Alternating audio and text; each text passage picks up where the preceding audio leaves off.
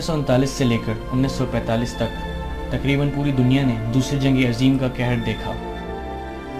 तबाही और बर्बादी 6 साल तक दुनिया के कोने कोने तक फैली रही। एक साइड पर ब्रिटिश, जिसकी डोमिनेशन में अफ्रीका, मिडिल ईस्ट और इंडिया, और इनके साथ यूएसए, जो साउथ अमेरिका और पैसिफिक ओशंस पर डोमिनेट कर रहा था, और इन दोनों के मुखालिफ जर्मनी, रशिया और जापान, जिनका दुनिया के तिजारती रास्तों और तेल के ज़ख़ीरों पर कंट्रोल आहिस्ता आहिस्ता बढ़ रहा था। इस जंग की शुरुआत बज़ाहिर एक आदमी के वर्ल्ड डोमिनेशन की ख्वाहिश की वजह से हुई, एडोल्फ हिटलर, जिसकी मौत से ही इस जंग का अख्ताम 1945 में हुआ। अंग्रेज़ों को इंडिया पे हुकूमत करते हुए तकरीबन 200 साल होने वाले थे। इंडिया के हिंदू और मुसलमान दोनों अपने तौर पर आज़ादी हासिल करने के लिए कई सालों तक जदोजहद करते रहे और हमेशा बेरहम अंग्रेज़ी फ़ौज के नीचे नाकाम कर दिए जाते थे। लेकिन 1945 तक बहुत कुछ बदल चुका था। दूसरी जंग अजीम ने अंग्रेज़ों को बैंकरप्ट कर दिया और इस काबिल ही न छोड़ा कि किसी भी बड़ी बगावत को रोक सके। ब्रिटिश आर्मी गरकर रेजिमेंट के ऑफिसर जॉन मॉरिस को इंडिया में ट्रांसफ़र हुए 1 साल हुआ था। Knew that having come through a very expensive world war, that the cost of maintaining an army in India following the Far East War, we realized that this couldn't be paid for. The taxpayer, England was in a bad state, particularly 46, 47.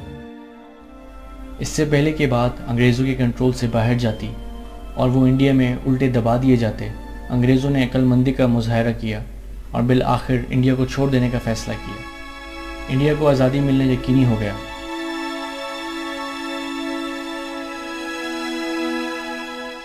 Congress leaders Mohandas Gandhi और जवाहरलाल नेहरू की यही ख्वाहिश थी कि एक आज़ाद United India हो, जिसमें हिंदू, सिख और मुसलमान मिलकर रहें और सबका बराबर हक हो। मगर मुसलमान हिंदू मेजॉरिटी में रहने के खिलाफ और उससे बहुत ज़्यादा खौफज़दा थे।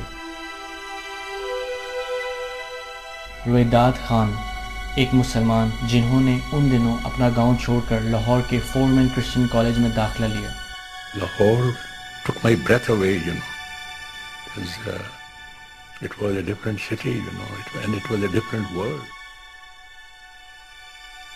Once the British leave, and there will be a democratic form of government, you see, But in a democratic form of government, the Hindus will always be in a majority and the Muslim will always be in a minority. We have no chance. Our minority will never be transformed into a majority, and the Hindu majority will always remain a permanent majority. Therefore, we have no chance.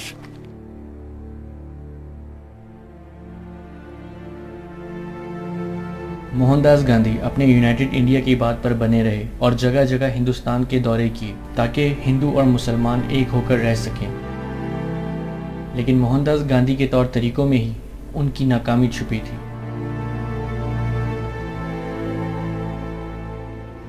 Mr. Gandhi did not appeal to the Muslims, He failed to win the hearts and minds of the Muslims of India, The way he used to talk about politics and his language, it was foreign. It did not appeal to Muslims at all, But he used to be practically, naked.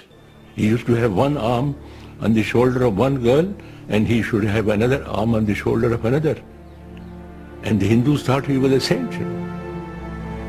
दूसरी जगह मुसलमानों के representative कायदे आज़म मोहम्मद अली जिन्ना पाकिस्तान हासिल करने के इरादे पर मजबूती से कायम रहे और इस इरादे पर ज़्यादा से ज़्यादा मुसलमान इत्तेफाक करते थे।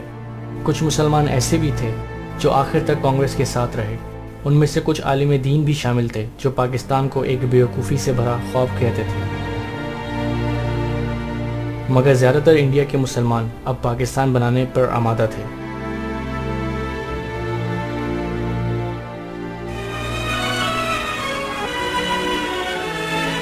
Clouds gather over Simla for the opening of Lord Wavell's conference with the Indian leaders. मार्च 1946 में शिमला में कैबिनेट मिशन कॉन्फ्रेंस हुई। इस कॉन्फ्रेंस का मकसद इस बात का फैसला करना था कि इंडिया की हुकूमत अंग्रेज़ों के हाथ से लेकर इंडिया में रहने वाले लोगों को कैसे दी जाए। इसमें कांग्रेस और मुस्लिम लीग दोनों ने शिरकत की, मगर इस कॉन्फ्रेंस में कोई फैसला ना हो सका। क्योंकि कायद आज़म ने उस नज़रिए को जाहिर किया जो मुसलमानों के दिल में हिंदू हुकूमत के लिए था। Pandit Nehru, who calls for an Indian republic, is accused by the League of working for domination over the Muslim minority. और इंडिया को डिवाइड करके पाकिस्तान बनाने की डिमांड की, अपना अलग मुल्क, जिसकी जवाहरलाल नेहरू और बाकी कांग्रेस लीडर्स ने सख्त मुखालफत की। Jinnah, the Muslim leader, holds fast to Pakistan, and it's reported that his maximum concessions were regarded by Congress as inadequate. At any rate, the fateful conference at Simla, following the preliminary work in Delhi, has ended in failure. Muslim league की demands को गैर ज़रूरी करार देने पर कायद आज़म ने 16 अगस्त 1946 में हज़ारों मुसलमानों को कलकत्ता में जमा करके एहतजाज किया। इस दिन को डायरेक्ट एक्शन डे कहा जाता है, वो दिन जिसके बाद कायद आज़म और मुसलमानों को पता चल गया कि पाकिस्तान बनाने के लिए अभी और कितनी भारी और महंगी कीमत देनी पड़ेगी। इस एहतजाज ने वक्त के साथ साथ हंगामा आराई की सूरत इख्तियार कर ली और हिंदू और मुसलमानों के बीच में बेइंतहा खून खराबा हुआ। 3 दिन के अंदर 5000 अफराद मार दिए गए, जिनमें से 3000 से ज़ायद कलकत्ता में रहने वाले मुसलमान थे।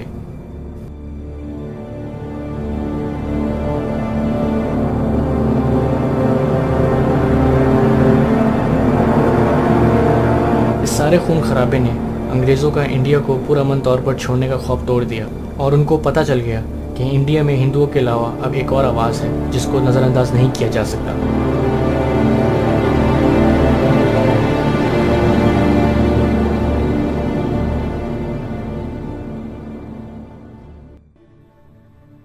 फरवरी 1947 अंग्रेज़ों ने ऑफिशियली तौर पर ऐलान कर दिया कि वो जून 1948 तक इंडिया को यकीनी तौर पर छोड़ देंगे, लेकिन इस बात का अभी भी कोई फैसला नहीं हुआ था कि इंडिया को इंडियंस के हवाले किस तरह किया जाए।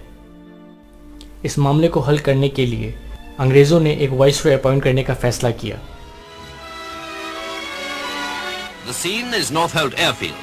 The occasion, the departure of Lord Mountbatten of Burma, who was leaving for India with his wife. Before the new Viceroy, there lay the task of holding office for the brief but obviously difficult period of just over a year until the date when Indians are to take full control of India. Everyone in Britain, I'm certain, wishes the Viceroy all possible success in India. मार्च 1947 में viceroy Mountbatten India पहुंचे। Mountbatten अपनी फैसलाकुन शख्सियत से जाने जाते थे। उनका मकसद इंडिया की ट्रांसफ़र ऑफ पावर का फैसला करके अंग्रेज़ों को बाहर निकालना था, इससे पहले कि इंडिया उनके लिए ख़तरा बन जाए। माउंटबैटन का पहला काम इंडियन पॉलिटिकल लीडर से मिलना था।